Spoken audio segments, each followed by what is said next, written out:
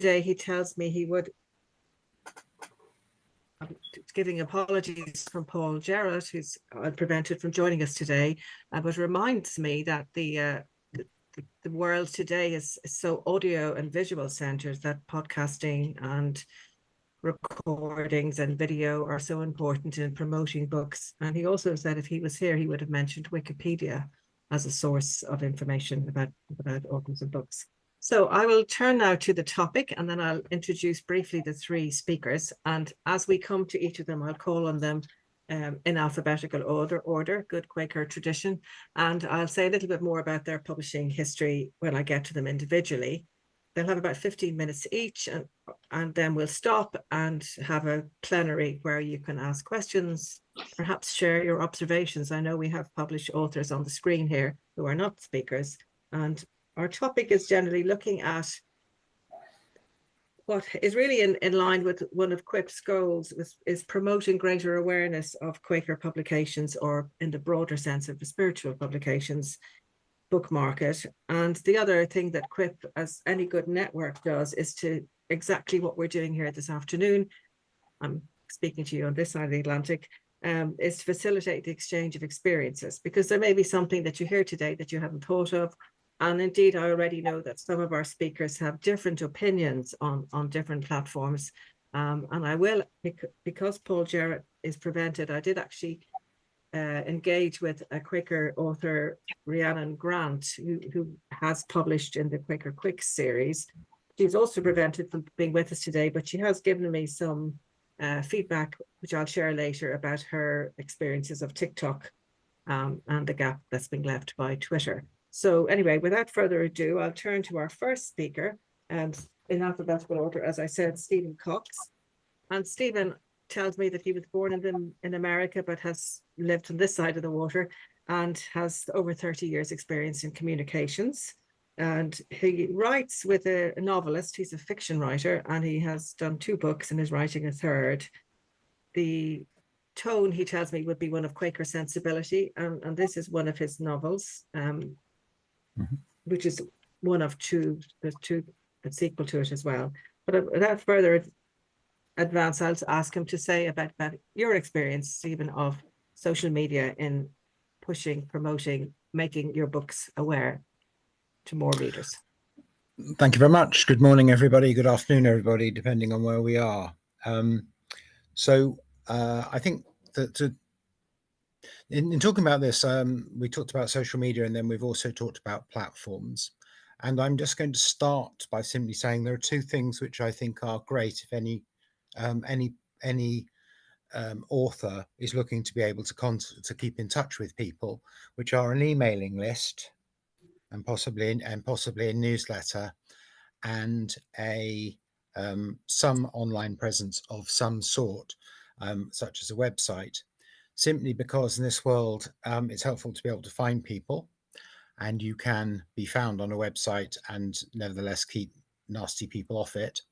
And there's nothing like telling somebody who liked your first book that your second book is about to come out as a form of very, very pure and beautiful marketing. Obviously, you need permission to use people's emails for commercial reasons, but that's not different. So I'm just going to quickly nip into the subject of social media and point out, in the time I've been writing and the time social media has been around, it constantly keeps changing. And what people told you about social media 5 years ago is not necessarily true now. And that's particularly true if you look at Twitter, where what it was 2.5 years ago, 2 years ago, 18 months ago, and a year ago is different from what it is now. In fact, it's generally true that social media platforms go through a life cycle of growth when they're losing the company money, flowering when lots of businesses want to be on them. Then the companies realize that they've been burning money forever, and they start trying to make money. And at that point, they start making it less useful for people who want it for free promotion and more useful for people willing to pay. And what that then means is that the ability to get reach on a social media platform starts to go down. And Twitter is a perfect example of this, having been a fantastic place to follow breaking news, to find booksellers, authors, voiceover artists, all sorts of interesting people. And now basically it's very difficult to use it effectively unless you're willing to pay, and also the moderation is shot. So that makes it now an extremely difficult place to be on. I think you need, when you're thinking about social media, to have in mind two different clusters of ideas. One of which is the great myth, which is that being on social media is how you will sell your books. Therefore, you must be on lots of social media and you must do a lot on them. And that's the most important form of promotion you can do. That's probably not true. I think that the other side of that is I'm an introvert. I don't like being shouted at. Social media is new and it's got poisonous, people say poisonous things on it, and there's a lot of dishonesty and you're never quite sure who you're talking to. So it's something that as Quaker publisher, I should have nothing to do with as a matter of principle.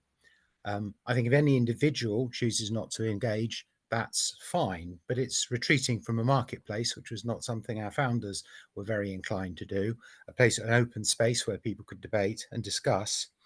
And I think that what this tells you is if you're going to be on social media, you should be on it intentionally. You should know why you're on it, which platforms why you're on a particular platform, what your personal boundaries are, and what you're hoping to achieve.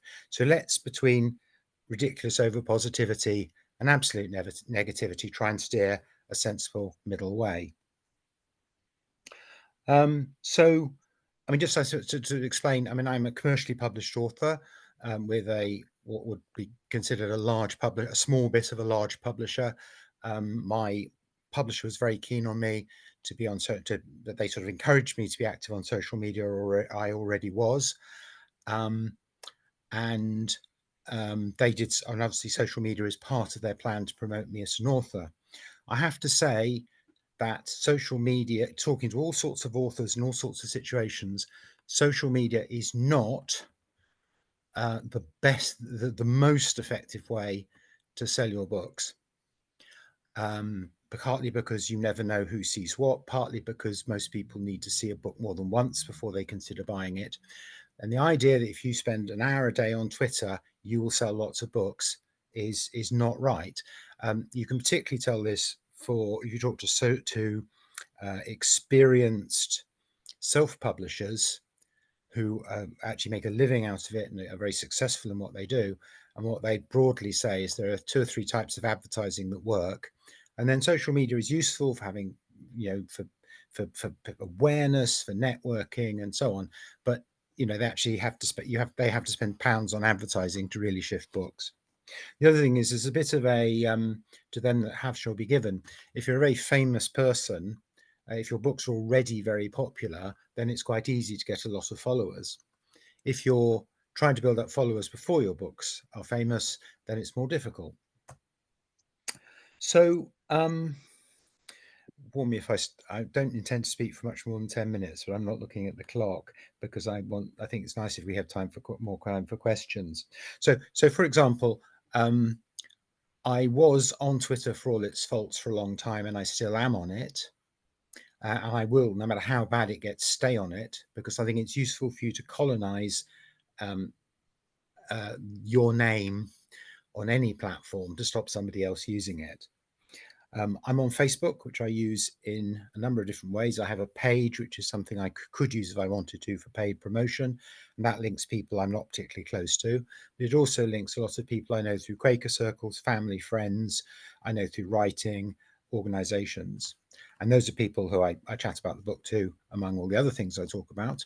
But also, I'm involved. I found that on Facebook, there are large groups of experts. So you can go into something, if you want to research historical accuracy and it's full of academics, you can go into a Facebook group that's full of writers who've been traditionally published, and you can swap gossip about publishers and contracts and what trends are and so on.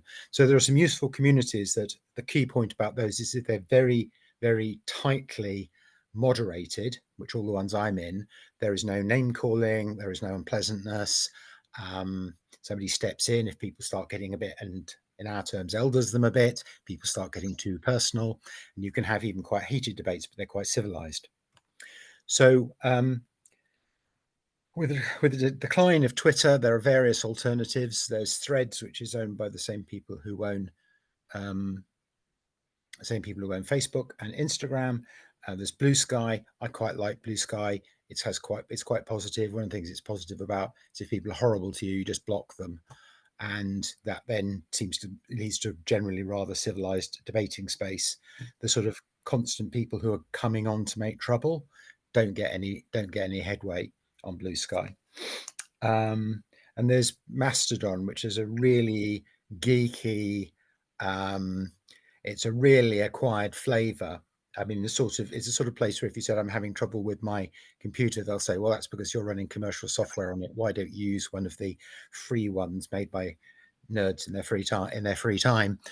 And so, but it has its advantages, and I have found corners of it useful, but I have to say it's a bit of an indulgence, me being on it. Then, of course, you've got YouTube and TikTok, which are the very visual platforms. There's LinkedIn, which is a very professional and, in my experience, extremely boring platform, but it's quite useful if you're announcing a creative writing workshop. There are people who will see that, who will be interested in it.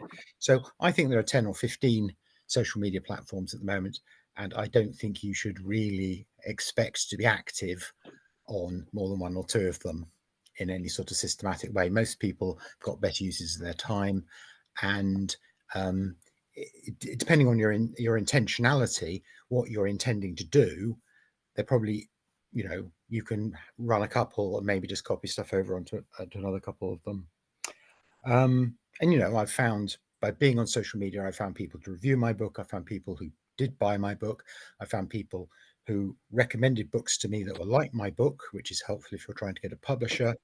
All those, and I know if I find artists, and I wanted some artists to do some human being art, and I found some of them online as well. So all of this is what you're trying to say, and who you're trying to say it to. And there's I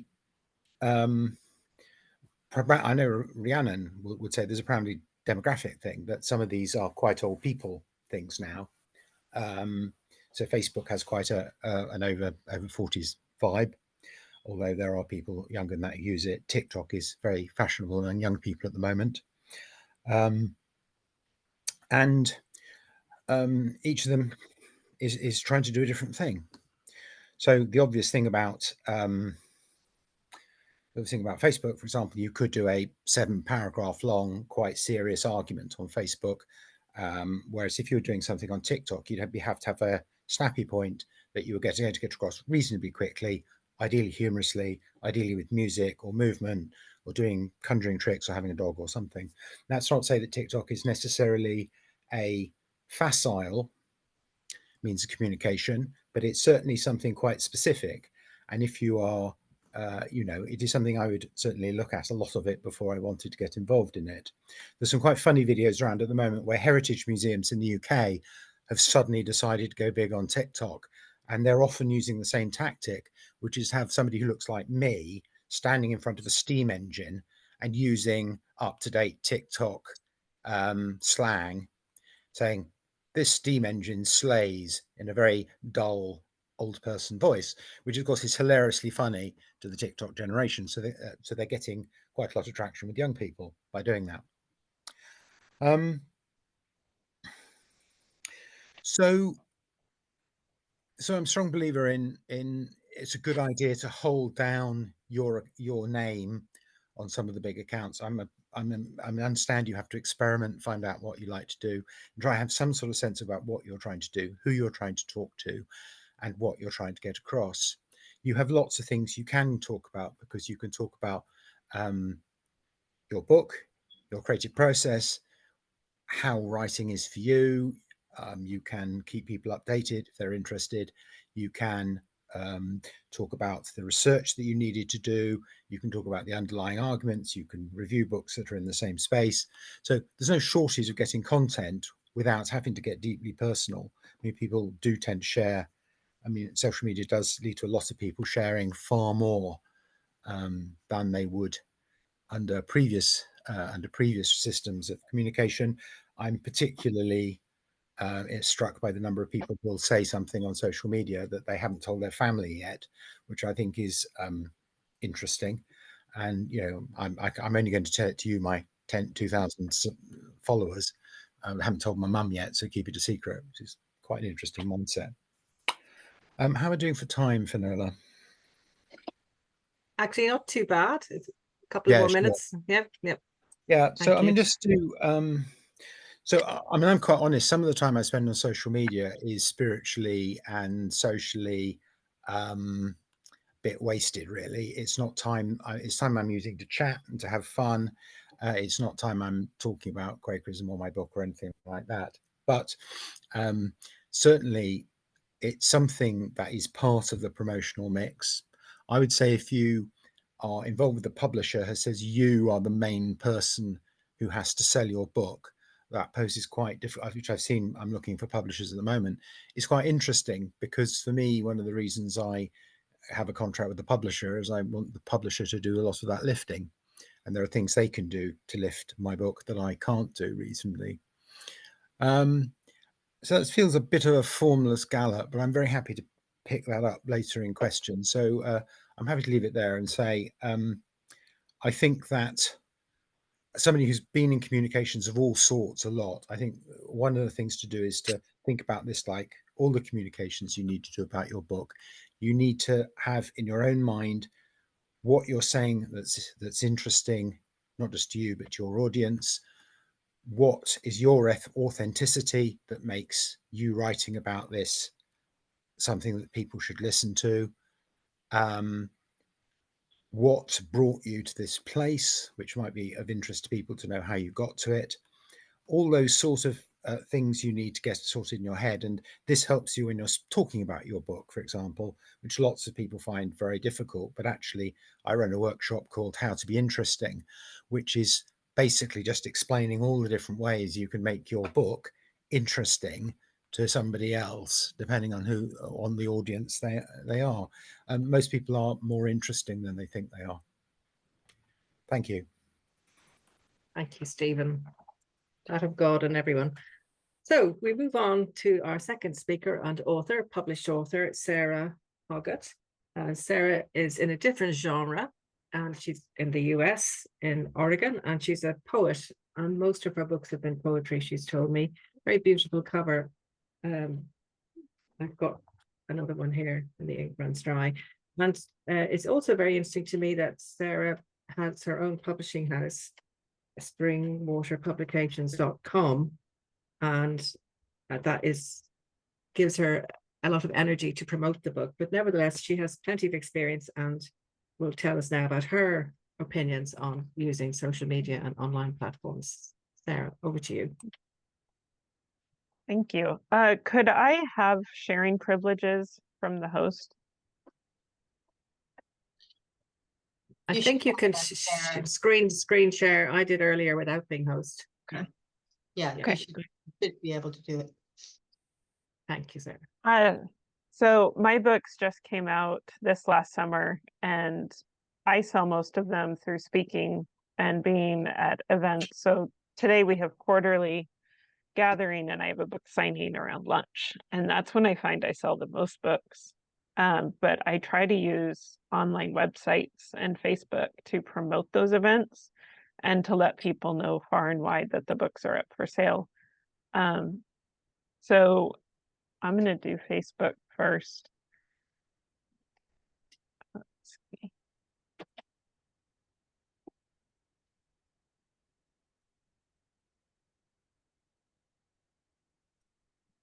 Okay. This picture, my profile picture, is consistent across pretty much any online things, so it's easily recognizable. So that's one thing I suggest with social media. Keep it consistent. But that's looking for a job. So hey, I'm looking for a job.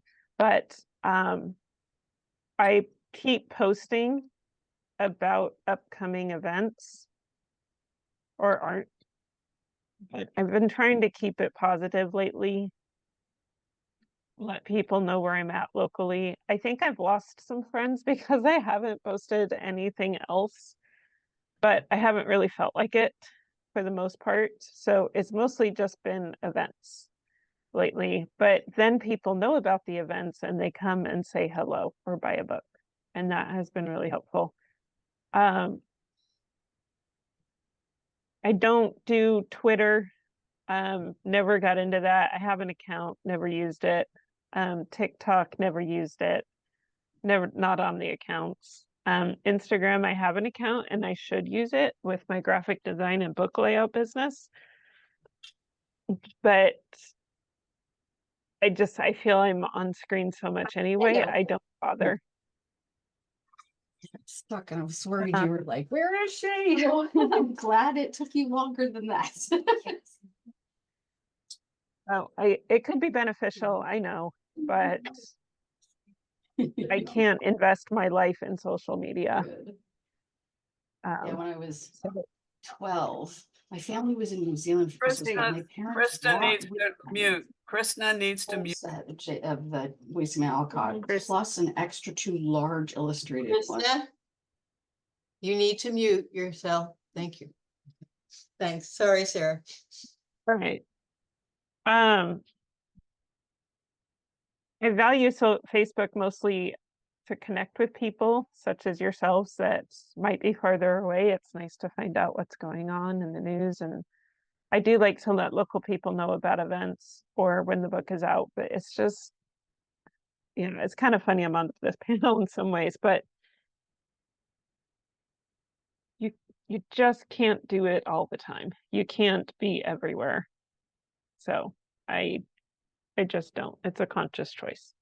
What I really wanted to talk about more was websites, because no matter what you post out, I have let me grab my purse.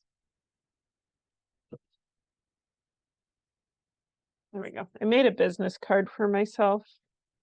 So it has picture, contact information, has my website for my own personal website with the books. And on the back, it has both new book covers and the QR code to my Amazon page. And that has been helpful because I can have it at book events.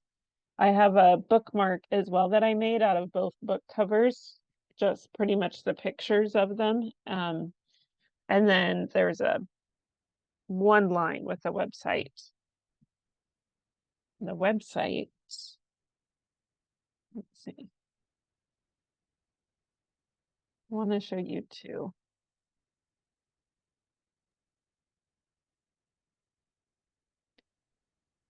I don't think you're sharing, Sarah. I'm working on it. There we go. Sorry.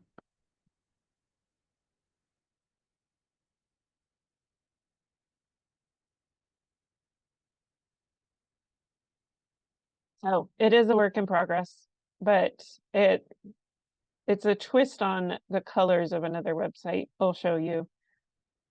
It's pretty easy to make. I use WordPress, and this one's still privately hosted, but eventually I'm going to bring it to GoDaddy because they do automatic updating.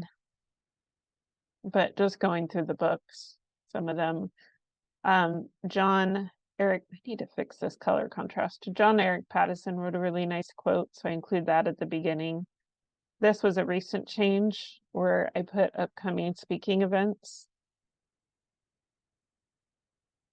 brief description, and then this is one thing I pay for, a special feature where the covers turn and you can click Again, through. sorry, I'm not the seeing books. it.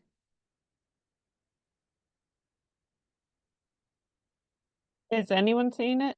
Yes, yes, yes, yes. Yes. Okay, Might be sorry. your view. Yeah, sorry. So they can click through, see the book, and I include samples from text.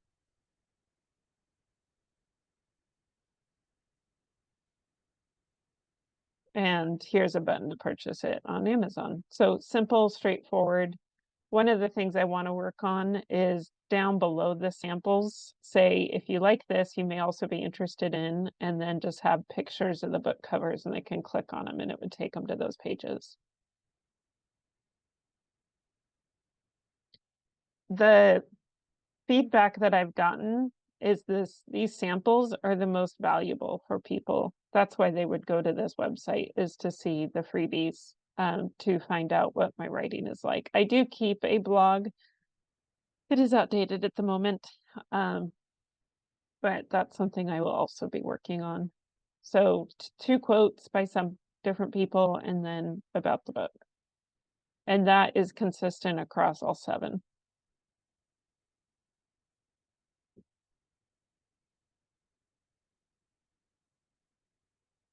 I had someone tell me before, way back when, put your moneymaker first on your website. So that's why all the books are listed first, speaking, and only then do I get to the about page, the blog, and the contact page. If any of you, how many of you have actually built websites? A couple of you. I like WordPress because it's like, this one's building blocks. I know there's drags and drops, but I really like WordPress. It has enough control where you can get into it, but it's still not coding. And it's just like playing with building blocks. This is a block, this is a block, but 2 columns, and there's a little block here and a big block here, and it's building blocks like you were when you were a kid. It's not as hard as I think people think it is. And if it is hard for you, then you can go get someone to do it for you. I did these colors off of my company website, so there's some common branding with the orange and a light teal, but mostly this is yellow and orange because I wanted it to be warm and inviting for people. And personable, so I always try to keep my picture up front.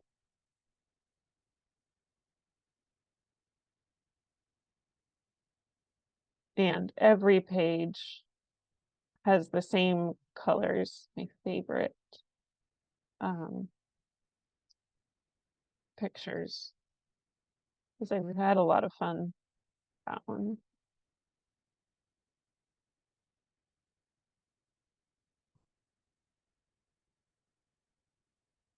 So whatever you do, you can keep your branding consistent so people recognize things.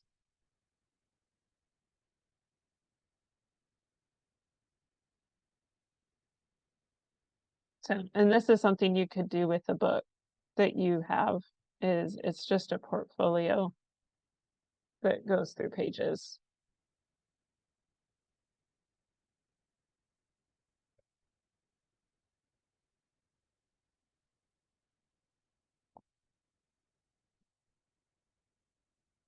I haven't done, I've done websites for other organizations, but not so much for other authors. Derek Lampson had his with music, and he was also thinking of he had music samples as well for YouTube. And he's brilliant, so I suggest going to that. Do any of you have questions right now?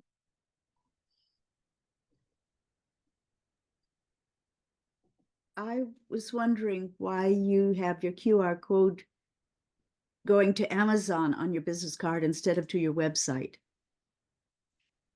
Because the website is here already, and the QR code already, the QR code takes them directly to purchasing the books.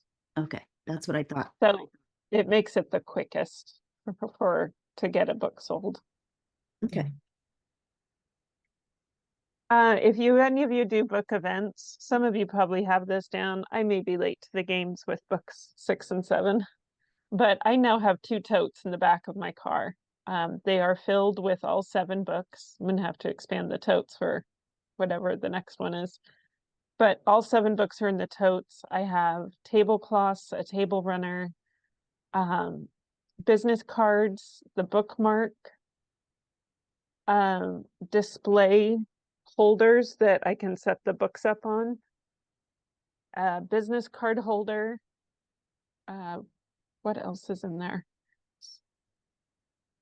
Basically, oh, a price. I have a frame with a nice graphic design price display where it's the cover and then the price underneath. So it's all kept in 2 totes. It's always in the back of my car right now. And all I have to do is pull them out and set it up. I can add a table.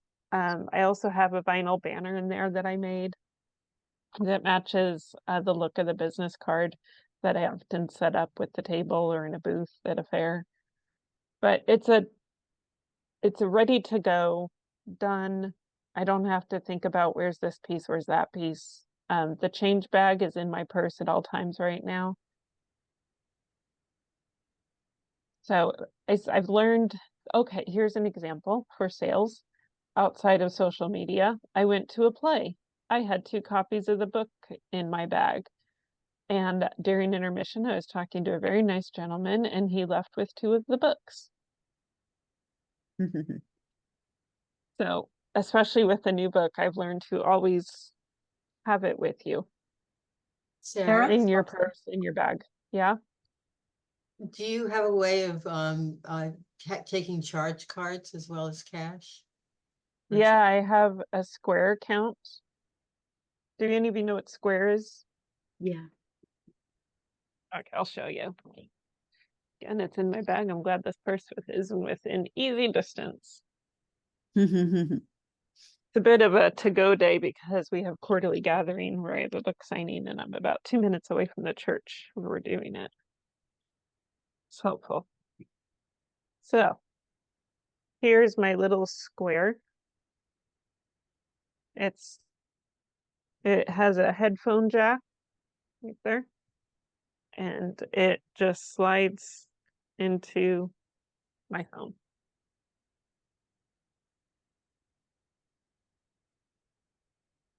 Sarah? Okay, so it's an app on your phone. Where it's pulling up. Okay, there. Just put the price in, you charge it, and you slide their card through here. And they sign it, and you push sale. And then at the end of the day, they do a deposit into your account that you've already set up minus a small fee. Sarah? Yeah. I noticed Sabrina? when you were showing your Facebook page that you have about 1,000 or 1,000 friends. How do you recommend building your friends without relying on the random recommendations that Facebook gives you? Be a Quaker. Already kidding. doing that. No, it was largely with Quakers because of that. I worked for a while for the Methodists, so I have quite a few from there. They got to know me. But I think it's like, oh, hey, I'll friend you on Facebook that we've met and we've had a wonderful conversation. And it's built slowly over time. I started Facebook in the early days.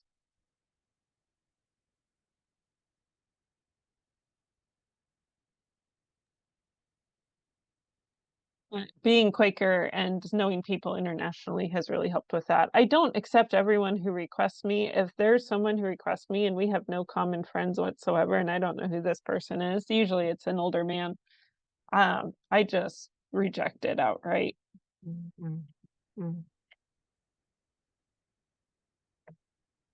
And even then I curate what I see.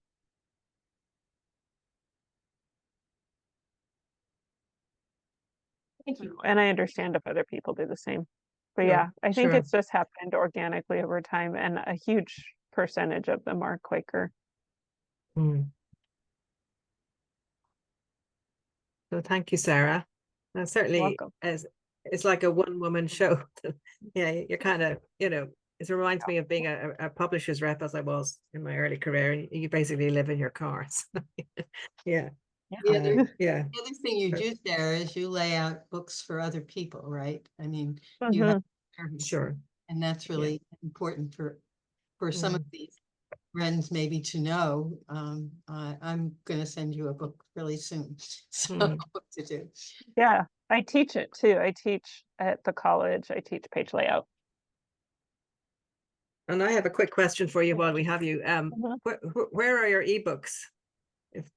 Also Do- on Amazon. Okay, I also thank have you. it up on Ingram Spark, or not Ingram Spark, sorry, Crossing. I also have them up as hardback books Yeah. because I hadn't had anyone request them as a designer. So I thought I'll just work on my own. Yeah. Yeah. So they're open in all forms. And then I'm also going to put them up on Ingram Spark. But I just need to tweak the bio and I will have that up Mm. there as well. And it's Ingram Mm. Spark is free to upload to now, which is really helpful. Check and see whether or not Ingram Spark will allow you to get onto bookshop.org, which I hope Okay. everybody knows about to use instead of Amazon. It's where you can buy new Mhm. books online and then choose local bookstores to get the commission of the sale. That's in the US. Yeah. Yeah. No, Thank they've you, Krista. expanded. I Ah. know they're available in Spain. I don't know about Britain, but they're They are- expanding globally. They are. They are Okay. available in the They UK. are. Yeah. Great. Yeah. See, we're And all don't be learning so afraid to much. don't be afraid to go into your local bookshop too. Yeah, and Or ask for think your own about book. the Ask for your own book. Yeah. I've done that. Yeah. Well, I just this one is partly about the hotel where I wrote it. And the hotel just bought 50 copies for their gift shop. So I walked down the street to the local bookstore and said, hey, this is about this very famous hotel down the street. Do you want copies? And they bought 3 of each. So don't be afraid to just go in either. Don't be too modest as an author. It's Yeah. the general. Yeah. Right. Okay, friends. So we will have more time for questions broadly in a while. So let's move to our third speaker, and we're crossing back across the Atlantic now to England, to Liverpool, and Sally Nichols, who's in a different genre of writing for young adults, young and children. And one of her books that I'm about to give my 4-year-old niece next weekend in Dublin is the Button Book. Sally has an incredible track record of prize winning, Waterstones Children's Book Award here in the UK, a book chain, a Costa Book Award, and a Carnegie Medal, which is amazing. I was shortlisted for a Carnegie Medal. Shortlisted, okay. Okay. Well, still, that's And I was better shortlisted thing. for a Costa Book Award. I did win the Waterstones, but the others were shortlisted. A thing I noticed about your book is that it is published simultaneously in the US and the UK, which isn't necessarily true of all books, including one I'll be talking about in show and tell later. And congratulations, your imprint is part of Penguin Random House. It's Tundra. So yeah, very impressive roster of people here today. So over to you, Sally, for your experiences of social media and platforms. Thank you very much. I'm going to start just by reiterating some of the things that some of the other panelists had said. I think it's really useful to have a website, even if it's just a really basic one. Make sure you have a page that has a sort of brief biography, so that when someone like Finola is introducing you, they've got a little biography they can read. It's got a list of your books, got somewhere you can buy them, even if that's all you've got. It's so useful. I would also second what Sarah was saying about business cards. If you see, this is my business card. It's got some of my book covers on this side. On the other one, it's got the Button Book and some contact details.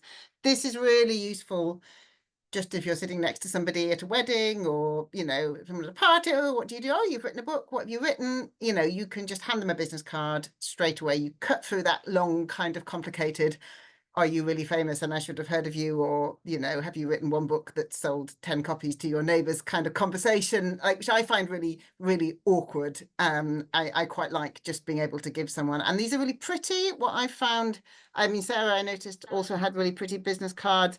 What I found is when I start giving these out, people going, oh, that's lovely, can I have one? So that's a really simple way of promotion. I would also agree with Stephen that having a mailing list is really useful. Some authors I know will send out an email every month, and it will be all, you know, this is what I've been reading and this is what I've been doing. I don't do that, but I will send an email when a new book comes out. So it's just a kind of basic, I've done a book, here it is, you can buy it, you know. That's that. I don't, it's not have a huge number of people on the mailing list, but it's quite an easy thing to do. In terms of social media, like Stephen, I'm kind of still mourning the demise of Twitter. I really enjoyed Twitter. I enjoyed it as a place to chat to authors, to make friends, to kind of have a social place, and also to sort of keep up with what's happening in the industry. I am, as Fionnuala said, I'm traditionally published. All my books are for children and young adults. And there was a lovely sort of community of publishers talking about new books that were coming out, kind of getting a sense of trends in the industry. Sadly, that is now not really the case anymore. I had a chat to my publicist at Anderson Press, who are my main publisher, about this. He was of the opinion that TikTok was where it was at. He said that was where they were putting all their marketing money at the moment, paying for reviews from big TikTokers, sending copies of your book to TikTok. BookTok is the big thing. BookTok reviewers. That's not really a world I know. Yeah, but so BookTok is it's TikTok, but it's TikTok accounts that are specifically devoted to books. So it's like a book reviewer will have a video and they'll be like, here's what's in my swag bag this week, or, you know, I've just read this book and it's great, you must all read it. Kind of review accounts, recommendation accounts, that sort of thing. So it's just people who review books on TikTok, really. And sometimes they'll review new releases. Sometimes they will get very excited about you know, books that were published a few years ago, and you there have been a few books, sort of backlist titles, that have gone really big on BookTok. My publicist was of the opinion that that's where he was putting all his money in now. I hate videos. There is not much that brings me out in more of a cold sweat than an email saying, can you just record a small video, please? So I am not on BookTok or on TikTok. And this is my second point. This is kind of my main point, I think, about social media, which is that there's not a lot of point being on there if it's not something that brings you joy and brings you pleasure. Publishers will say to you, oh, you need to be on social media. And what that kind of means is, here is a way to publish your books that is free and costs us no money. I'm not saying that you can't sell books on social media, because I know I've certainly bought books because they've been recommended on social media. I've done that more than once. But I don't think that they're worth putting a lot of effort in if it brings you out in a cold sweat. And I also think it's quite obvious, if you're someone who is on social media, you can see people who are on there kind of under duress, and they'll sort of tweet once a week, oh, I went for a walk today and I saw some birds and it was lovely, and then just kind of disappear and you won't hear anything from them again. And like, there's no point in that. Social media is about building relationships. It's about chatting to people. It's about making friendships. It's about, you know, having conversations, engaging with people's accounts. And you can tell that the accounts that are good at social media are the people who are obviously really enjoying it. They're there, they're relaxing, they're having fun, they're engaging in it, they're posting regularly. And if that's not you, then I probably wouldn't bother, bluntly. I would make sure you have a website. I would make sure you have a business card. But there's not a lot of point in kind of doing it half-heartedly. So it is worth, I think, having a look at the different platforms and sort of seeing which ones are places where you enjoy spending time. I am still grieving the end of Twitter, because I really like Twitter. I am still on there, but I don't post an awful lot. I'm now trying to move over to Instagram. I'm not really a very visual sort of person, and I also have a policy that I don't put pictures of my children on Instagram, because, you know, I think they deserve their privacy, basically. so that kind of limits what I can put on. I'll put pictures if I'm doing an event, if I'm going to a festival or something like that. I tweet a fair bit. I do a fair lot of pictures about Quakerism because I think Quakerism is part of who I am, and that's interesting. I'll do book covers if I've got a new book out. There's an idea of a kind of unboxing video that you can do, but I'm sort of getting my head around Instagram, and I'm mostly there kind of slightly because I want somewhere to be, and I don't really feel comfortable being on Twitter anymore. One thing I will say about social media, which I don't think anyone else has said, is that you have a little handle you have your name on Instagram or your Twitter handle or your Threads handle or your Blue Sky or whatever. That should be really obviously you. So don't make a sort of quirky Twitter handle that's like Quirky Quaker or something like that, because what then happens is somebody will go on and tweet, I just went to an amazing panel on QUIP and Quirky Quaker gave lots of, really helpful tips and was a wonderful speaker. And like, you can click on that and go through and see that, oh, that's Sally Nichols. She's wonderful. I must hire her for my next speaking event. But probably most people won't. What you want to do is to sort of, tag in Sally Nichols. She was wonderful. Or, I've read the latest at Sally Nichols, it was amazing. So people can see that it's you without having to do that little extra bit of legwork of clicking onto the link and going through and seeing your Twitter biography and reading who you are.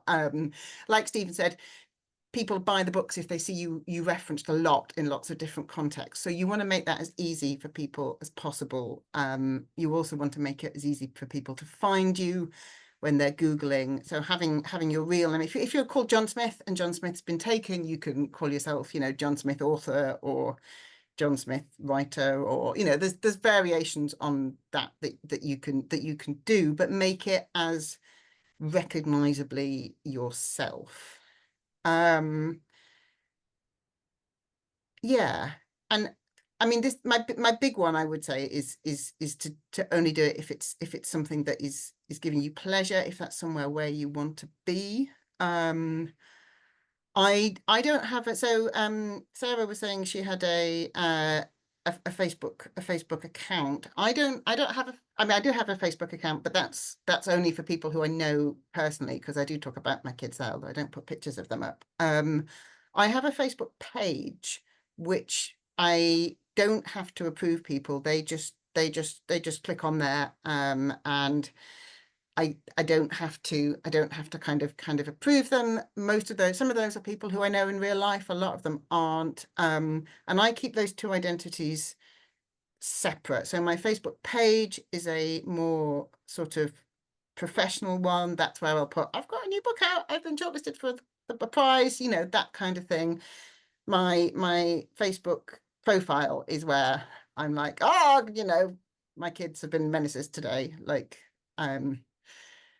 whatever, something more kind of personal. And it's been quite interesting since I joined Instagram sort of automatically posts all my pictures onto Facebook, and so there's been a lot more pictures suddenly appearing on my Facebook profile, and it's been quite interesting looking at it and being like, oh, here's the kind of description that my Instagram description has sort of popped up, and actually my Facebook persona is a bit more honest. My Instagram persona is all, oh, I had an amazing time at this festival, it was the best thing ever. And my Facebook profile is more like, well, we did have a great time, but also, we had to sleep in a tent and it was cold and my husband got ill, and like that's a bit more of an honest kind of persona.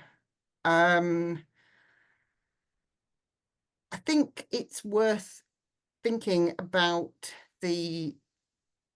which bits of you're willing to have as the kind of public facing profile. Which bits of yourself are you willing to talk about? So I talk about my kids on my private Facebook. I mean, I say private, I've got like 600 friends, but everyone on there is somebody who I've met in person. I don't talk about my kids on Twitter or Facebook, but I do talk about the books that I read with them, because so I do talk about them a bit. Because I'm there as somebody in children's books. You know, a lot of my followers are children's booksellers, children's publishers, children's writers, and obviously a lot of the reading that I'm doing at the moment in children's books is reading with my children. So, I mean, I hope my kids don't mind that all of Twitter knows that my eldest is really into Rick Riordan and my youngest is really into the Adventure Mice, like that kind of stuff. But that's a sort of decision that I've thought about, because some people will talk more about their children. They'll sort of put funny quotes that their kids have said, or they'll be more explicit about that life. And I've tried to keep a bit more private about that. You can set a lot of social media platforms, you can kind of curate who reads things. So you can sort of say these tweets are just going out to my inner circle, or this Instagram post is only going out to my friends. You know, I know some people who will be a bit more open about their lives to a kind of restricted list. You also want to think about how much do you want to be an account that talks about politics. I don't talk a lot about politics on social media. I talk about Quakerism because I think Quakerism is great and I want more people to know about it. I will post what I think are quite non-controversial sort of political posts, saying things like, you know, isn't it a shame that we have food banks, or whatever. I'm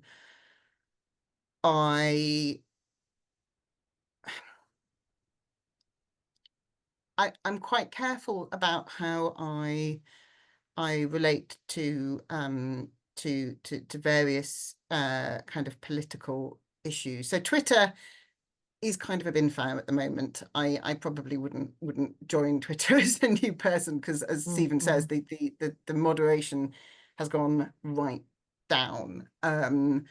There's a lot of tweets about kind of controversial topics like trans rights or Israel, Palestine, that kind of thing. And I think if you are going to talk about those things, you have to think about how you're going to do it for the sake of your own sanity as much as anything. So I will tweet positive things about you know, LGBT inclusion, because that's something that's important to me, and it's important to me that people know that explicitly, not least because I have a character in Things a Bright Girl Can Do, which is my book that has Quakers in it. If anyone's interested in a novel for young adults with some Quaker characters, that's this one, which sadly isn't available in America, but obviously you can buy it from websites. So I wanted to be explicit about that, but what I will do is I won't engage in argument with people. If people come onto one of my posts and start like having a big rant about that, I went through a period, particularly in the pandemic, of kind of having lots of arguments with people on social media, and I ended up actually losing a couple of friends over it who disagreed with me, and I just sort of thought, you know what, this isn't worth it. So I will engage with somebody who I know who's interested in having a discussion, but I have a sort of policy not to get involved in arguments on social media with people who are obviously just there to kind of thump a tub, because life is too short, basically. But your mileage may vary.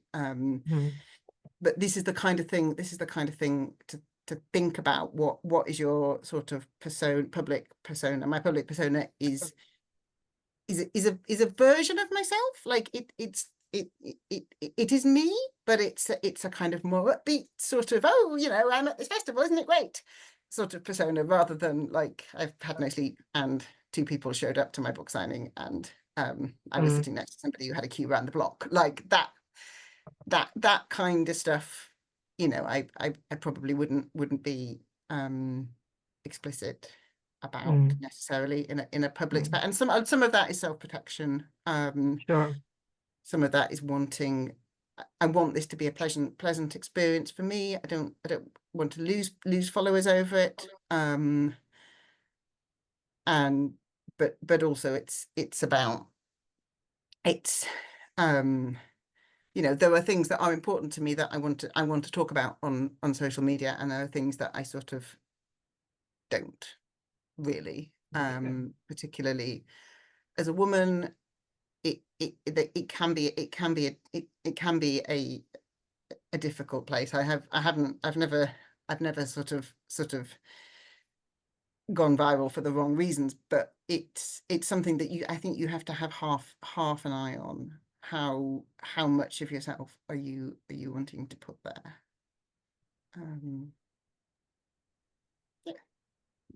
A lot of what you've said, more or less, it's exactly what Rhiannon Grant wrote me, so I won't read out her email, except that she also mentions that people are, as Stephen said, too, experimenting with Blue Sky, Mastodon and Threads, all of which I'd never heard of. So, you know, maybe the Twitter space will be replaced. So friends, thank you to the three authors, clearly experienced. Can I ask if anyone has a question, if you want to just ask it or raise your hand, but I think we're small enough a group that you could just ask away.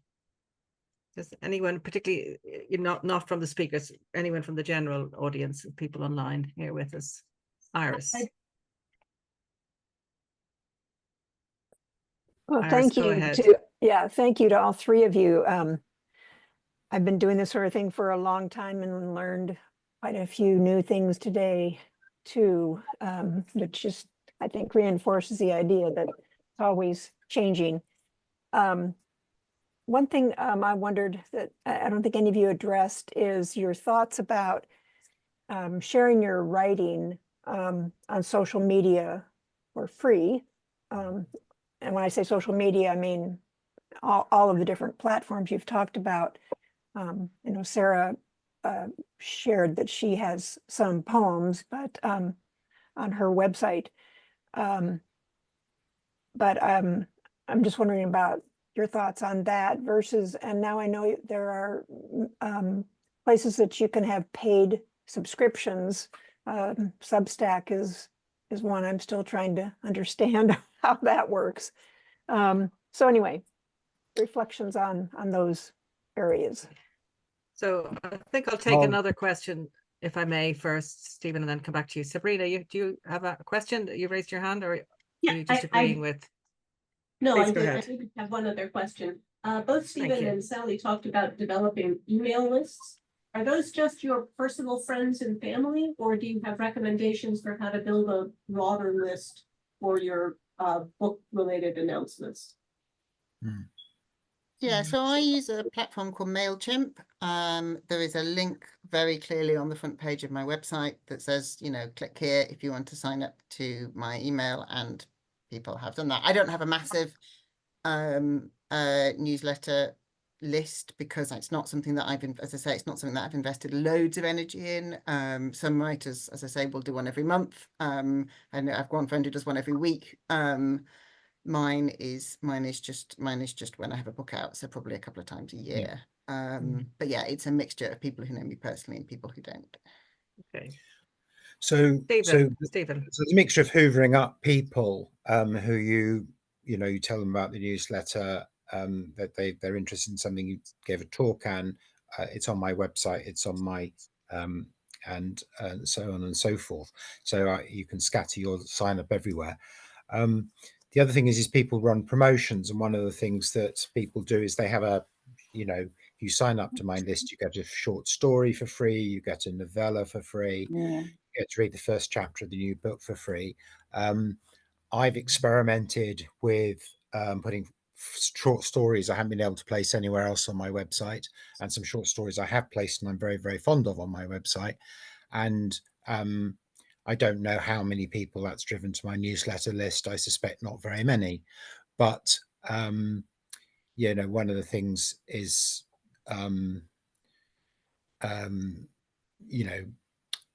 what's the proposition for your newsletter? We could have a long conversation about Substack and whether Substack does or does not work, or who it works for. But I mean, I think there's actually a lot to be said for the cleanliness of my old news. I'm on Substack now, but the cleanliness of my old newsletter, which was, I will write to you when I'm appearing at an event, have a book out, have a really serious development in my booking career, or I shared reviews after the launch. I ran Zoom meetings, and I invited people to come to them if they wanted to talk about the book after they'd read it. So there are all sorts of things you can do with it that engage with people and have a nice, warm family of people who like your writing. So that's why it's some, and some of that you can kind of do, but more loosely on social media. But you wouldn't necessarily announce a Zoom meeting to the entire world of social media, because there are people out there who just actually enjoy making people's life horrible, and they're motivated by spite. So Yeah. that we friends just have to understand sometimes there are people who need a lot of individual one-to-one work to be able to converse with them. So yeah, whether you give your work away free is a complicated issue for an author who's partly doing it to make a living. But in general, I think if you give something away, and I think having 3 or 4 of your finest poems on your website so people buy your book of poems strikes me as being a very smart thing to do. So or the opening chapter in a novel, the opening chapter maybe, yes. but certainly not the full book, Iris. Yeah, so I have, I'm not sure if I've got it for all my books, but the Yeah. bit that you can read on Amazon is the kind of free sample. If you click on a book Yeah. and read a sample, because most of my books are also ebooks, that's available on my website. So it's sort of a bit like Sarah was saying about just scanning the QR code and getting straight to Amazon, like rather than being like, here is the Amazon link, and then you click on the Amazon link, and then you click on the read the free sample bit. The free sample is just there. I wouldn't have a whole book available for free. No. I think Sarah's very sensible though, because I certainly wouldn't buy a book of poems if I hadn't read a couple of the poems, just to get a sense of, I wouldn't buy a book of poetry just because I'd sat next to somebody at a concert, but I might if I read a couple of the poems on the website and went, oh wow, this is amazing, I want more of this. Any other questions, folks? I was sharing an interesting fact. A young Irish young adult novelist, Mary Louise Fitzpatrick, who's just publishing with Faber, and her publisher have asked her to prepare a Spotify list of soundtracks to go with her novel. And they're obviously dealing with the rights, and it's on the publisher's page for the book. But she chose lots of things randomly to do with the theme of her novel, and not necessarily contemporary music either. Some of them from our generation. So it is interesting that publishers are looking at all it is about drawing people to the book. So we live in an interesting time. This is sort of going back a bit to what I was saying about thinking about who you are and what you want to share about yourself on the internet. Like, I'm not somebody who has strong feelings about music particularly, but one of the authors who I really love, there's lots of music in her books. Her characters are always listening to music or talking about music or sharing songs, and there's lots of kind of references to songs and music. So she has Spotify playlists, but that really makes sense because you read the book and it's like half a page of the character talking about how amazing this song that they love is, and it's really nice to then be able to go and listen to that song. Whereas for me, it would be like, oh, I don't know, like nobody's mentioned any music in any of my books, and that's not something that I have strong feelings about. But I do have strong feelings about the books that I read with my kids, so that's something that it makes sense for me to talk about. And yeah, it's thinking about what are the things that make you come, what are the things that make you come alive, what are the things that make you that you get excited about. A lot of the Twitter accounts that I love are people just sharing random information about really random things that they're into. Like, here is a great long thread about thatched roofs because I'm interested in thatched roofs. And like, you wouldn't have, nobody's going to sit you down in a publishing meeting and be like, talk a lot about thatched roofs.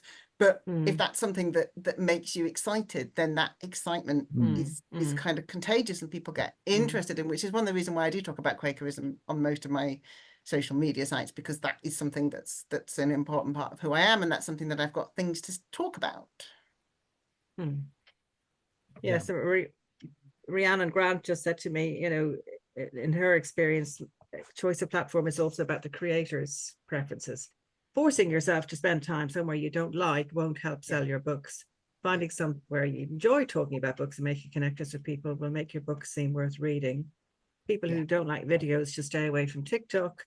People who can't write short posts shouldn't, be on a platform that demands that. So Yes, it's a different world, isn't it, from 20, 30 years ago? I mean, I think that's absolutely right. I agree with this. Do stuff that you love and that flows for you. And the only thing I would say is it's not difficult. So suppose that you didn't plan to do a lot on Blue Sky, which is like Twitter, only Karma, but you could open a Blue Sky account and post 6 times. One post about each of your books and one about your, if you did a book and if you do a book design business, and then people would be able to go to your account and you'd have a little piece on Blue Sky saying who you are and what you do. You don't have to engage with anybody on it. It's just like being there. So yes, I wouldn't in general. I mean, because we all know people who are more articulate on the things they're interested in, and I mean, you have to, I mean, I consider myself for a Quaker to be more introvert and more extrovert than many Quakers, but nevertheless, you don't necessarily want to go and talk about your exact state of your marriage or something in front of strangers. So. And also, but your book yourself, I mean, Sally, I know, has written about the exciting research you did into grisly bits of Victorian London and the suffragettes, and that's all very interesting stuff, and it's interesting to kids. It's also interesting to adults. I'm researching a Victorian book at the moment. Well, I've written it, and it's just full of stuff about the Victorian era that really chimes with what's good and bad about now. And writing historical fiction is actually a brilliant way of casting light on your own times.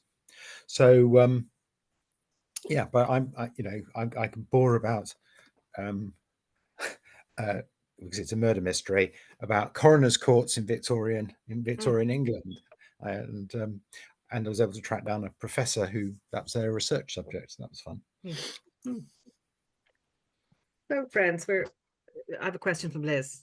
Please go ahead. It's not exactly a question, but I always like to poke in that one of the ways we can promote books is by asking for them from our libraries, at least in the United States. My library is very sensitive to that. And I can ask them to purchase the book basically, and that's good book sales.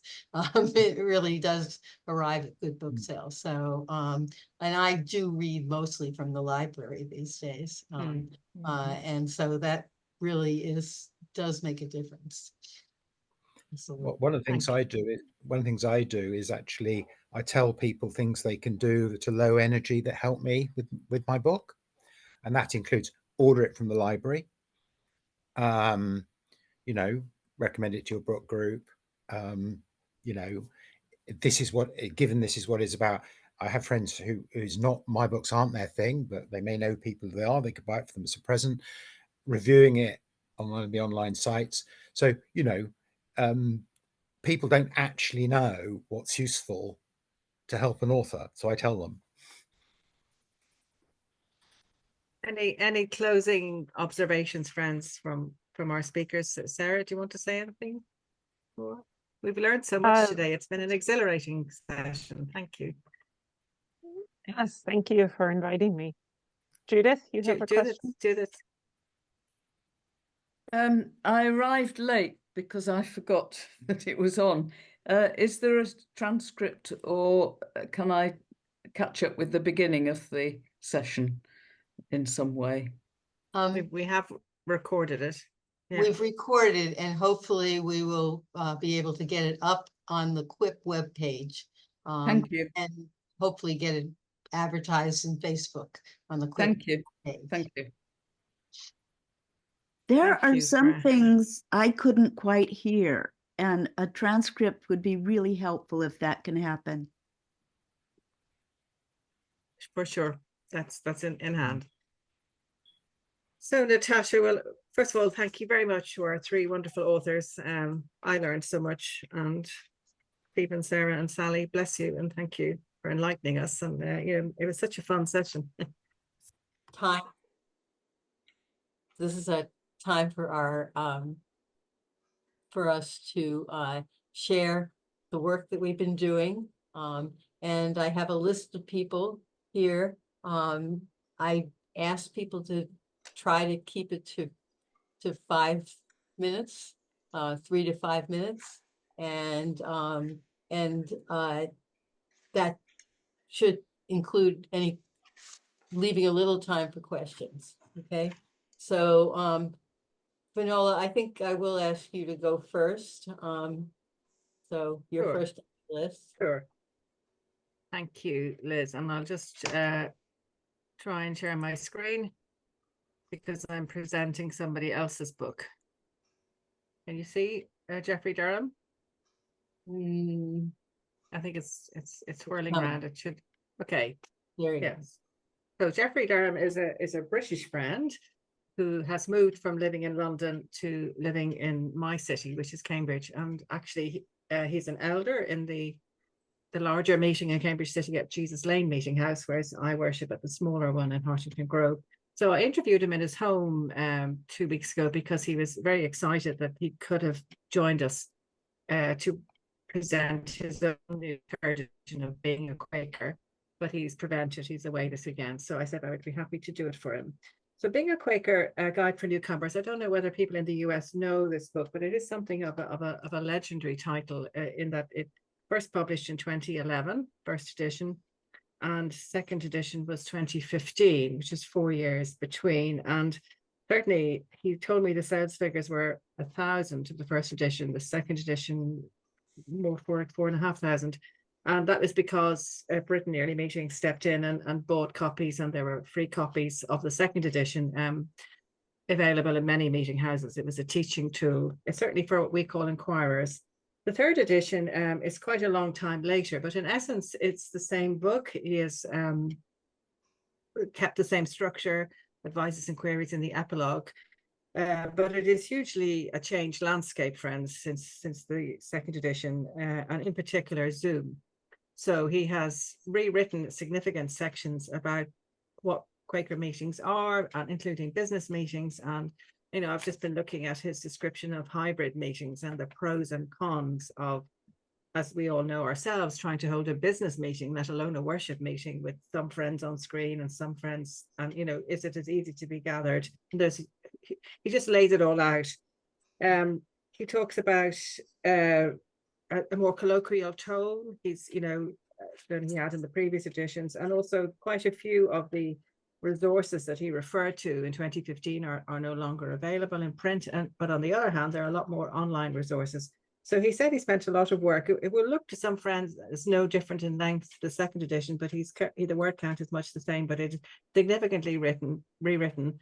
I've put the link in the chat, but particularly I'm conscious of there being more non-British friends on with us tonight, but perhaps if you're listening later, that will not be the case. But Jeffrey would say, in essence, it's an introduction to the life and work of faith of Quakers in Britain. And he was very clear. I mean, I would almost say if it was a global book, you might say Being a British Quaker.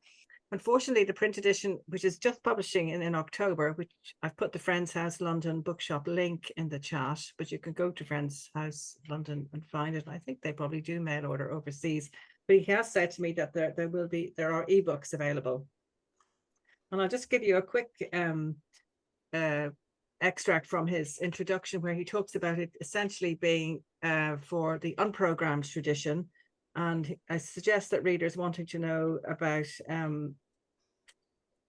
that he just said to me that he didn't actually think I should try and tell you that it will necessarily appeal to American friends, particularly those in the program tradition. He said perhaps, you know, you're better off reading by Brent Bill or Thomas Ham. And when I was in his home recently, in his extensive Quaker book library, he also showed me a title that he said was probably even more akin to this third edition. It's by an author called Steve Chase, Letters to a Fellow Seeker. So there you are. It's also changed publisher, which I always think is very interesting. So the second, I think perhaps, I don't remember the first edition myself, it was with Quaker Quest. But the new edition is with an imprint, Discovering Quakers, which is actually a sort of an enterprise that he and some other Quakers in Britain are involved in, which is a website, an online meeting every month on a Tuesday for young people inquiring. So in some ways, Discovering Quakers, it's almost like a brand, and it's about to be recognized as a Quaker recognized body by Quakers in Britain, he said in November. So there you are. It's definitely designed for newcomers, but also for those of us who deal with newcomers. And even though you're in America, you may find some of the gems. He writes beautifully. Some of the gems of what he has to say are international. You know, being a Quaker isn't just about being a Quaker in your own country. You know, particularly there were a plenary meeting in Africa. You know, that we had a hub in Cambridge connected to. Really was such a great teaching and learning opportunity. So if you haven't heard of it, check it out. Being a Quaker, a guide for newcomers, 3rd edition, 2024, literally just now, October. £10 in Britain. Anyway, highly recommend it. In the US, we usually when a British book comes out, Quaker Books carries it. So we should be able to get it from Quaker Books. So please try. Thank you.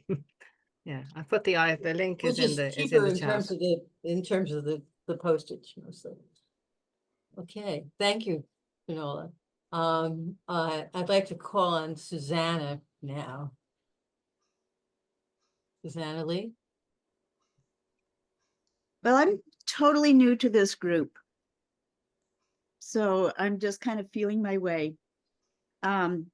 I'm Susanna Lee. I live on Vashon Island, which is near Seattle. You can only get there by boat.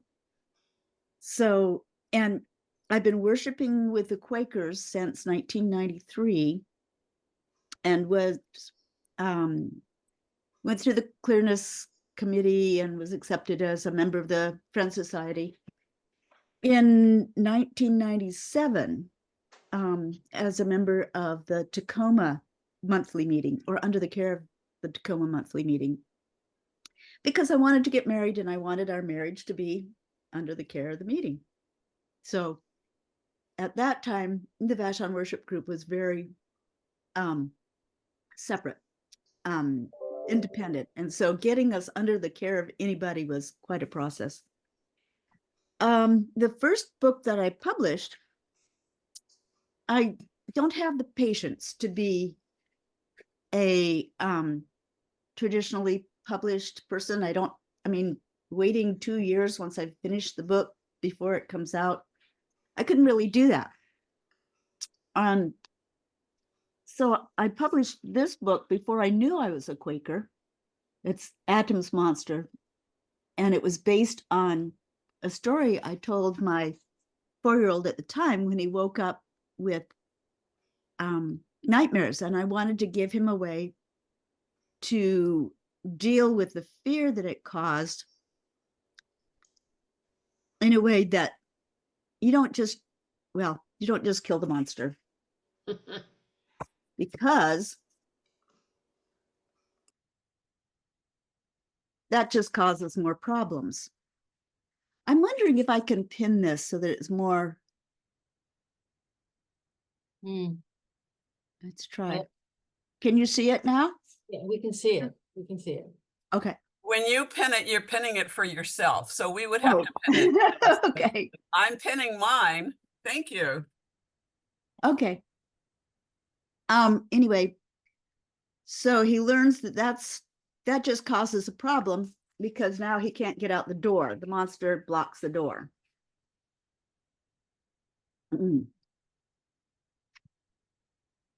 Eventually, this troll comes in and says, well, do you want my help? Adam says, yeah, yes, please. It didn't look like it ate little boys. So the troll says, well, I will call a friend. And in pops a dragon. So Adam swallows his fear after a bit.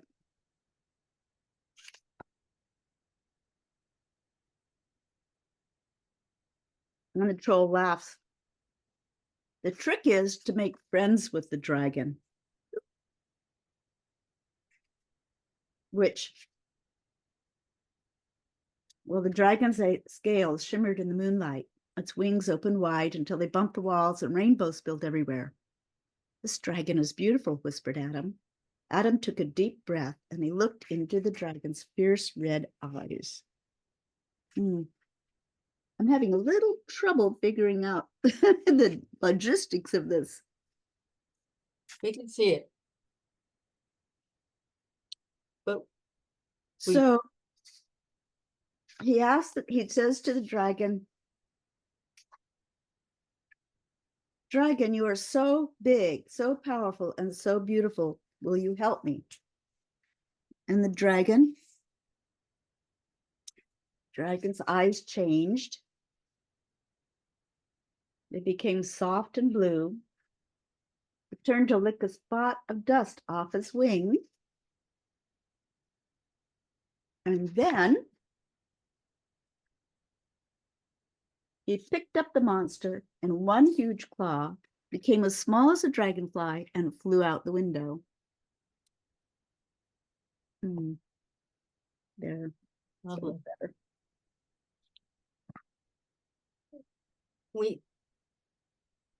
It's your time is just about up.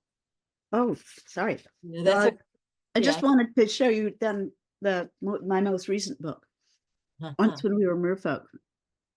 And I started out to write as mermaids, but when my grandchild came out as non-binary, I realized my protagonist had to be non-binary too.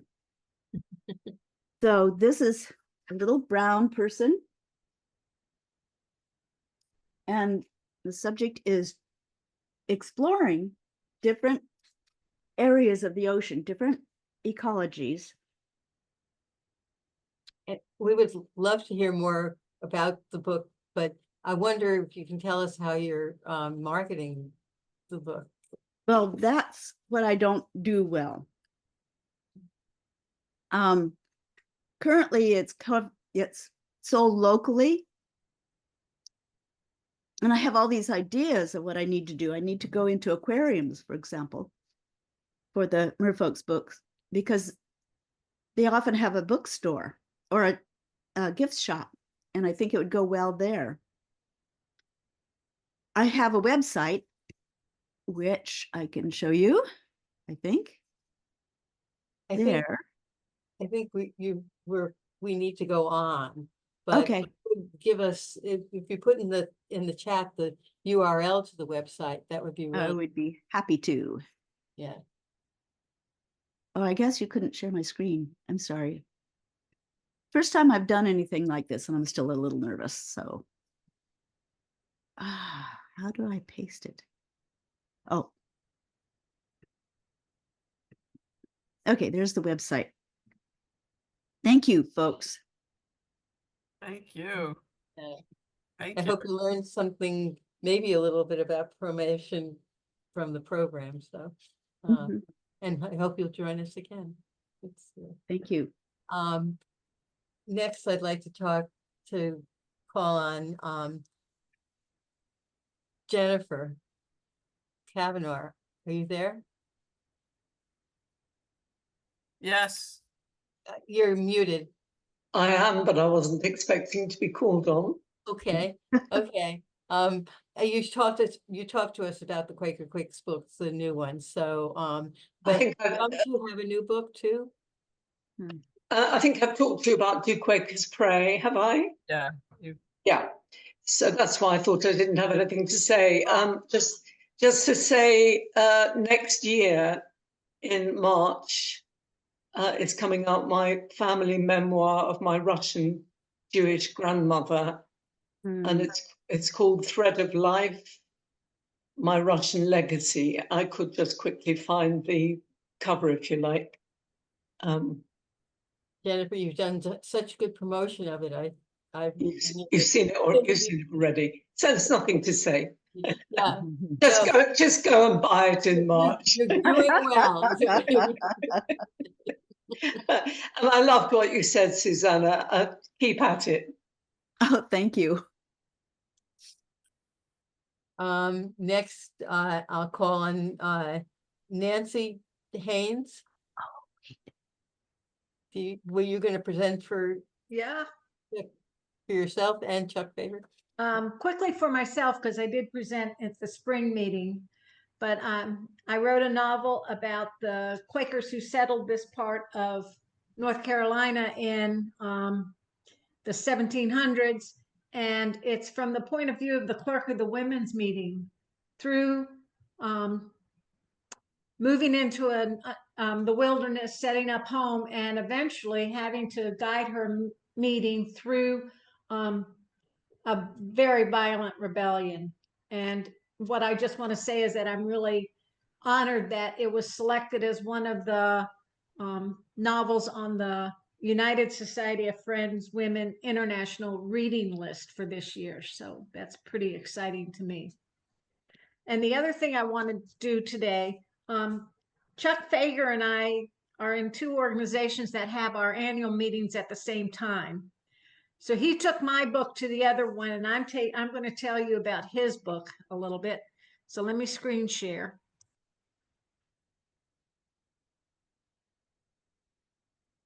Okay. I don't know. It's kind of, how do I, there we go. His new book that's out is called Tell It Slant. And it's written by Emma Lepansky with Chuck. And I want to read to you what she says. She says, in 2020, when I was invited to write Chuck's biography, I was honored, humbled, amused, intrigued, and challenged how to do fair justice to Chuck's circuitous and adventurous path through life. By that time, I had already decided that Chuck was among the most interesting Quakers alive in the 21st century. Investigative journalist, essayist, novelist, resolute pursuer of history, independent publisher, provocateur, activist, whistleblower, teacher, father, friend, community organizer, theological seeker, and self-defined miner. How would I invite the readers of this narrative to understand and to share my conviction that the chronicles of Chuck Fager are noteworthy, thought-provoking, inspiring, in short, worth the read? After 3 years working with Chuck, this book is the answer. And I haven't read it yet, but several people in our yearly meeting have, and said that it's a little dense, but very, very interesting and engaging. So it just came out, and I can't answer questions about it because I haven't read it, but I've heard really good things about it. I'm so glad you brought it. My boss, Bob Dockhorn, said many years ago, if Chuck didn't exist, we would have to invent him because he's been so important to keeping us humble or questioning or angry. But I'm sure this book is going to be a wonderful one for a lot of us. He was the Quaker who could write about Black power and tell Quakers why they should not be so nervous about it. And I always valued that. Okay. Oh, Finola, are you trying to speak? Can you put the link in the chat for Chuck's book? Yes, I will do that. Thank you. Thank you. And for yours. Thank you. Yeah. And incidentally, it's Emma Lapsansky. There's an S in there. Yeah. It's a common mistake. Yeah. And she was archivist at Haverford, and participated in QUIP at that point.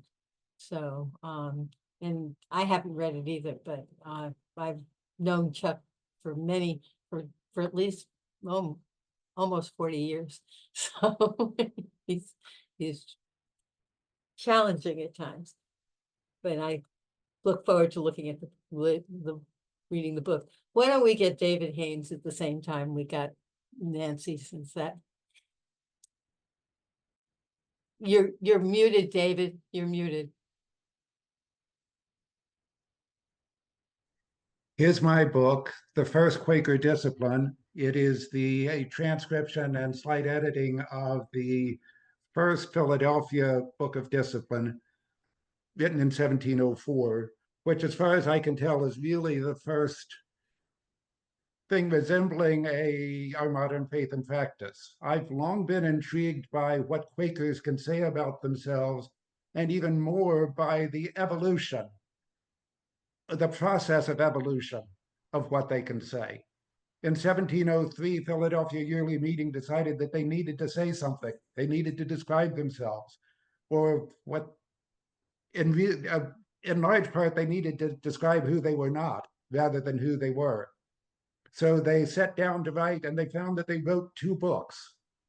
So I've transcribed both of these books in my book. The first one is a theological description of supporting the beliefs that they decided that they needed to have. The second part is a description of the processes, the structures of the yearly meeting, the processes by which they make decisions, the processes by which they do discipline. And that was very thoroughly elaborated in this book. I found the process fascinating. They exist in manuscript at Swarthmore. I got one copy and it was incomplete because the edges had torn away. So I got another copy and it was also incomplete. But fortunately, they were differently incomplete. And not only were they differently incomplete, they were different. And since these exist based on transcriptions, there will be an evolution based on transcription. So what I finally did was took several copies and merged them, choosing one as the major source, and the second one, if there were significant differences, I put in footnotes that at this point, this also had this section. This is leading to several more books. I'm now working on the evolution of the discipline from 1715 up to 1755. And all of this is really leading to the first North Carolina discipline, which was done in 1755. So the 2 more pieces will come out, but this is my first one, and it is available through Pleasant Green Books. It's available through Pendle Hill. I'm not sure whether FGC has listed it yet. I think they have. Most of my sales have been at yearly meetings and at the FGC gathering.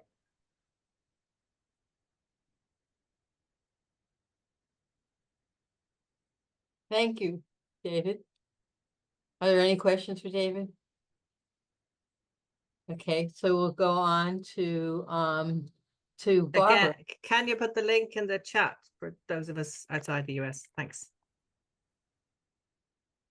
Barbara, will you talk to us about your book? Yes, thank you. This is also my first time here, and I feel like I should have been here for a while because I just imagine myself working in isolation, and so I think my experience writing would have benefited from having a group like you. So that's, I guess, I'm just really appreciating being here today. I'm Barbara Birch. If you recognize my name, it's because I've had a few articles in the Friends Journal and in Western Friend. I was astounded when I did a presentation, proposal for Quaker Quicks, that they accepted my proposal quickly. And I've been sort of in awe of the process of how transparent and fast it is. Now it's taking a while for the book to come out. I thought it was coming out in October. I don't know how I got that idea, but when I checked Amazon, it looks like it's not coming out until March. I'm going to share my screen to just tell you a little bit about it, if I can. Here. Can you see that? Let me. Yes, we can see it. Okay. So the topic is Lectio Divina, which seems to be having kind of a moment right now. So maybe that's why they accepted this topic. Lectio Divina, Revelation and Prophecy. My idea is that Lectio Divina can be a way for Quakers to deepen their own spirituality, but also find more facility with words in vocal ministry. Because I don't know about you, but I often find that I'm really hungering for more vocal ministry than, you know, it happens in my meeting that is often quite silent. So I can talk more about that and you can ask me any questions. This is the table of contents. So I'm a linguist, applied linguist in my former life before I retired. So I did kind of take a historical approach. I start just by laying out, Quaker views of reading scripture and sacred texts. In chapter 2, I talk about how I see it as relevant to vocal ministry. And then chapters 3, 4, 5, 6, and 7 are kind of a historical perspective, starting before there were words written down about how people worshiped or how people read the earth, sort of the earth as the first sacred text. And then chapter 4 is what happened when people started writing words down. Chapter 5, Eating the Scroll, is about the sort of history of reading and writing and preaching and prophesying and having revelations in the Hebrew Bible. Then I move on to sort of Christianity, you might say, praying the scriptures. And chapter 7 is where we first come across Lectio Divina as a thing in the monasteries. And then chapters 8, 9, and 10 are more why this is relevant to friends, to Quakers, and how to practice Lectio Divina finally at the end. Chapter 9 is in particular looking at the sacred texts, from trying to look at them from different points of view, maybe trying on a different point of view from your gender identity or your race or your ethnicity or your language. So I'm kind of trying to broaden our understanding there.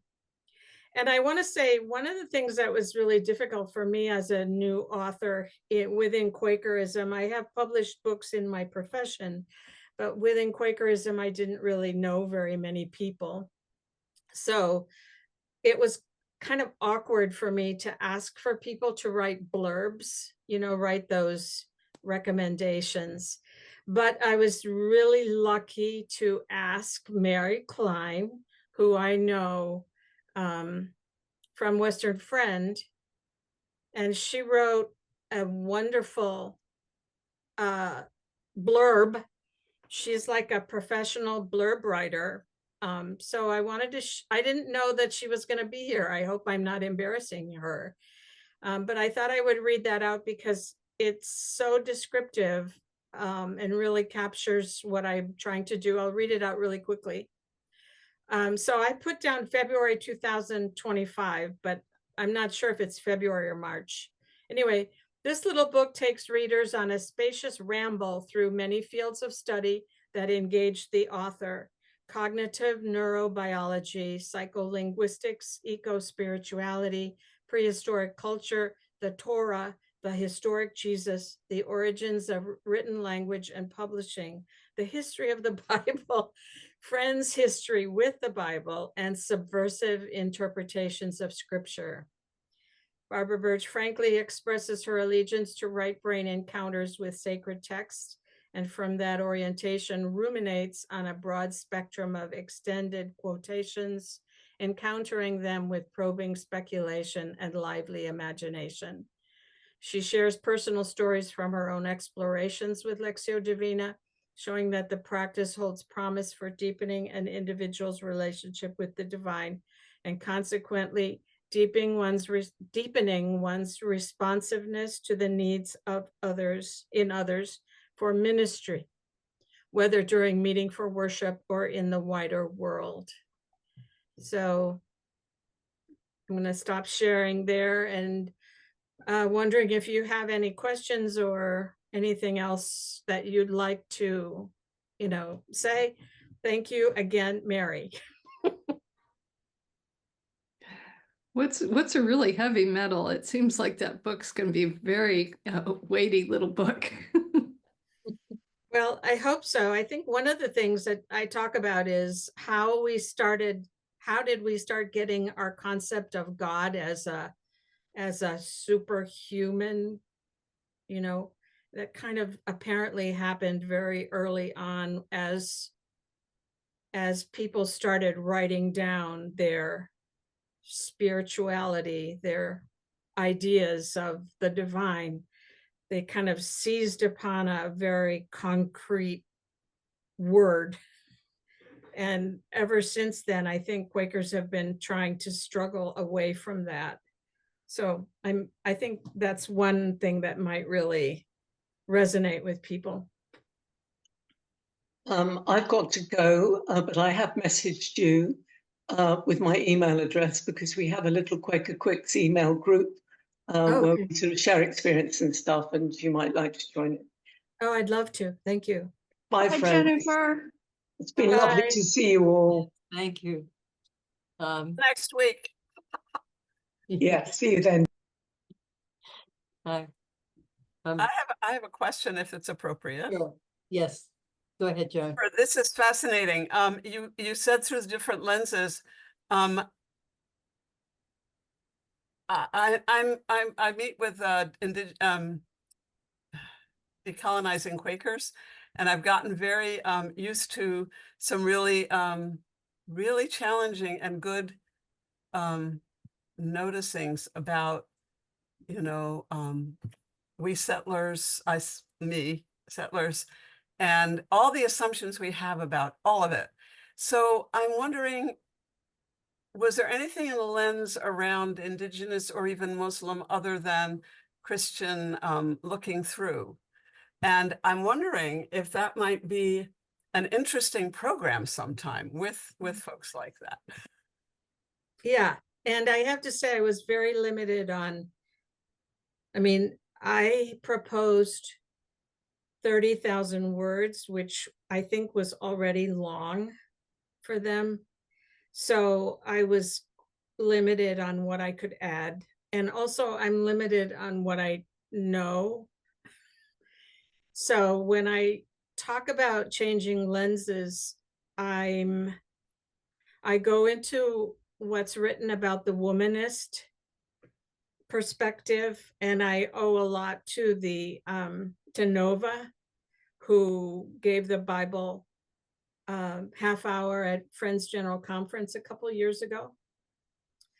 And I also brought in James Cone's work on, the cross and the lynching tree. And then the third area was looking at some of the Bible stories and Bible characters, kind of from a different gendered perspective. So it's more of a, like what would happen if so-and-so, if, that so-and-so might have been, kind of looking at it from that point of view. So, yeah, I don't know if it's something that you would find interesting in your work with decolonizing, but yeah, I think that'd be great. Oh, but it's going to be very interesting. I'm looking forward to it. Yeah, good. I'm looking forward to it finally coming out, because I think it was Susanna who said that there's a real lag between when you write the book and when it comes out, and that can be frustrating.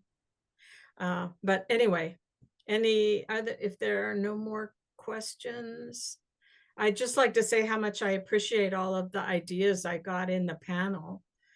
Wonderful. Yeah. And caution, and because I share a lot of hesitancy about how much I want to do on social media, and the having a website. That's all new to me. Well, it's seems to be part of being a writer these days. So that actually is Natasha, did you have something you wanted to talk about? You said maybe you would. Yes, I can speak shortly. We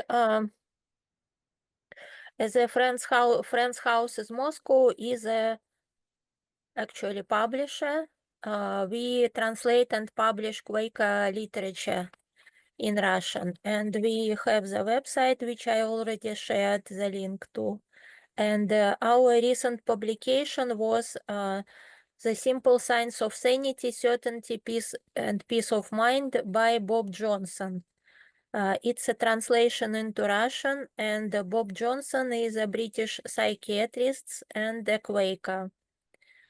He is well known to British Quakers by his several works, and actually by his actual work with prisoners convicted of murder and other crimes, and he also worked with psychotics. And in his paper, he writes about an approach to the treatment to people with psychosis, which is just very radical. He discusses the social and political impact in relation to individuals whose psychosocial development has been impaired in a similar way to these criminals, although not resulting in a psychiatric diagnosis. We have paper book, here it is. The cover for the book was came from an artist who also had problems with her mental health, and she already died. So we received the cover illustration from her stepmother, who is also a Quaker and our friend. It's not visible. I can see the cover is not visible, but I can share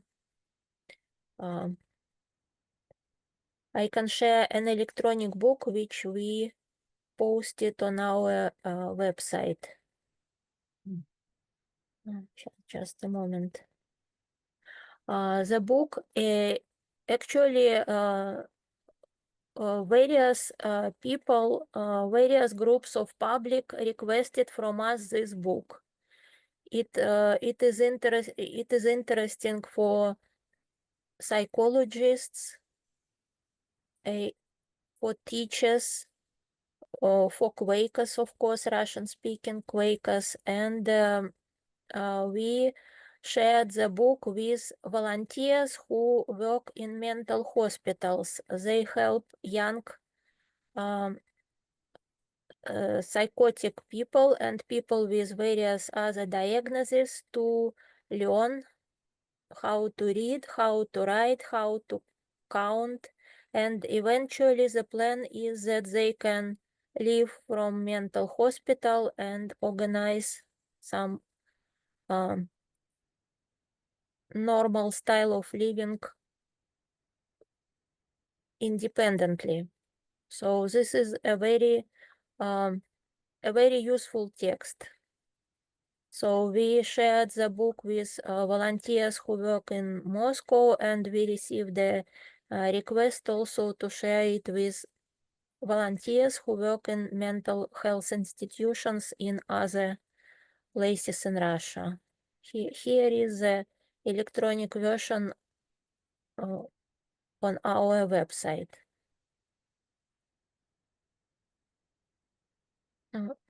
Any questions about this? That's impressive. Mhm. We also have several articles, smaller articles by Bob Johnson, which we translated for our weekly posting. We post one Quaker text every week in Russian. So these were texts about war, pacifism, and others. Interesting.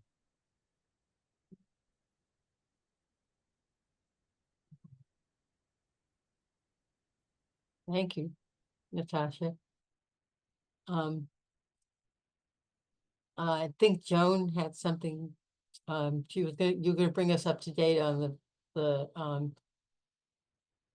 the track committee, weren't you?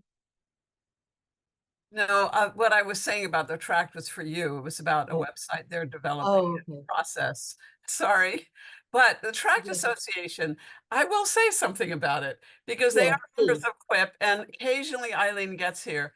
This is an amazing small group that lost two major supporters of the work within maybe a year and 2 years.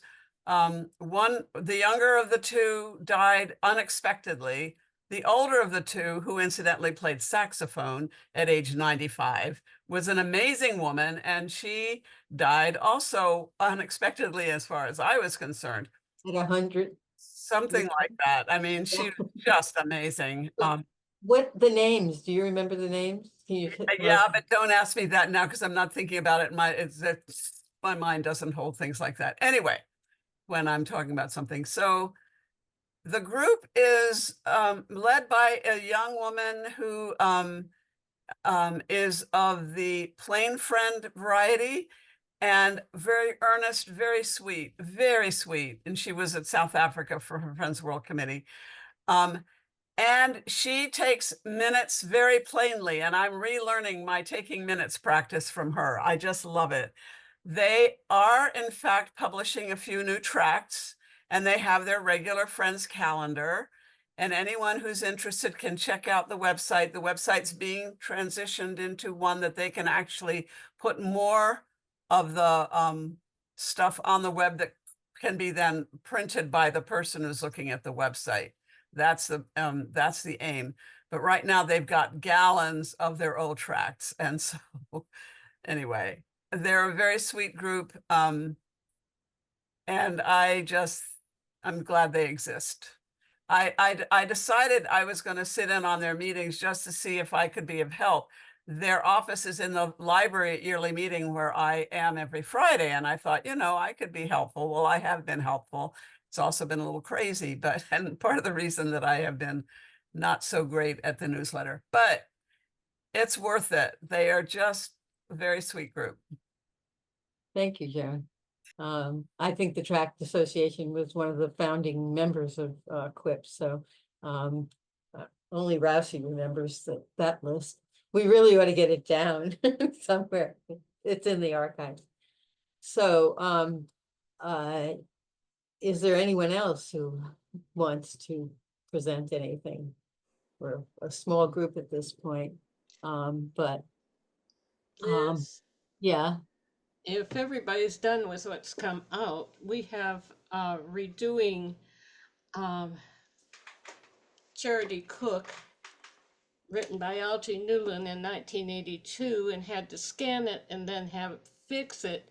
The scan wasn't clean, it had to be fixed. So very little rewriting, but we're also putting an index in it, and it will be, we were hoping for December, but it looks going to be January, February, between vacations and everything else.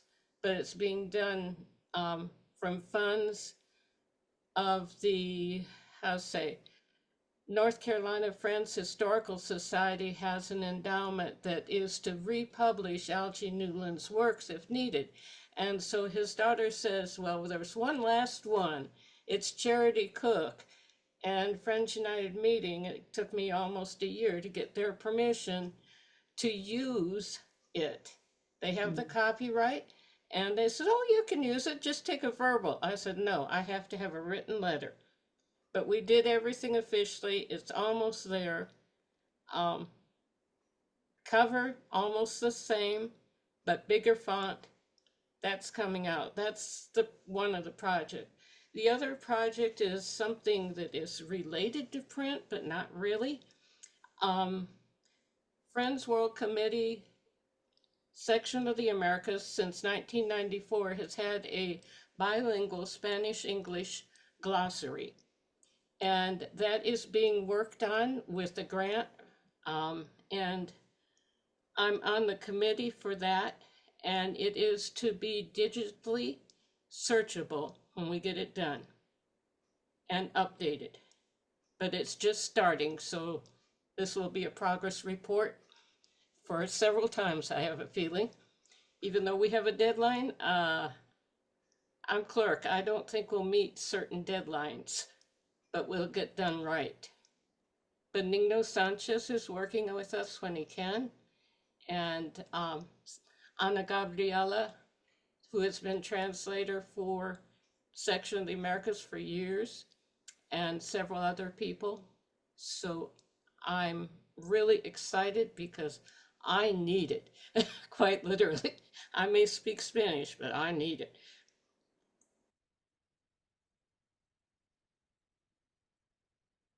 Joan put in the chat that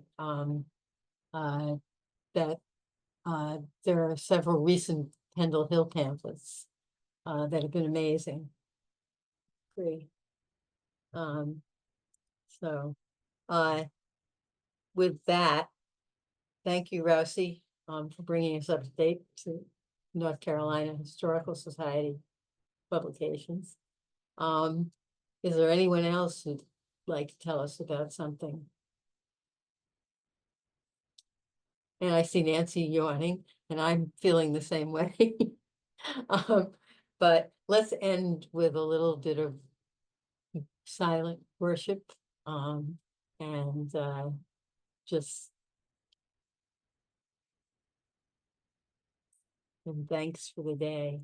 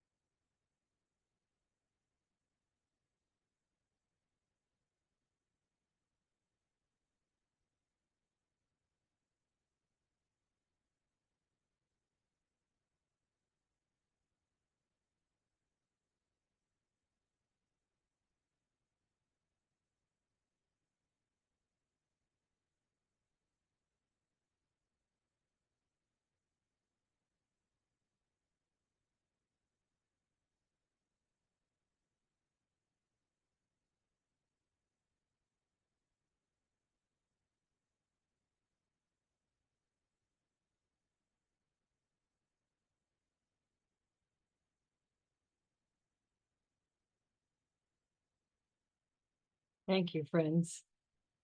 I hope everybody who spoke about a book will send us the information about that book so that we can post it.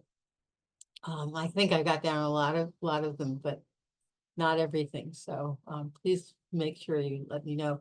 And if there are any updates to the website, please send them to me too.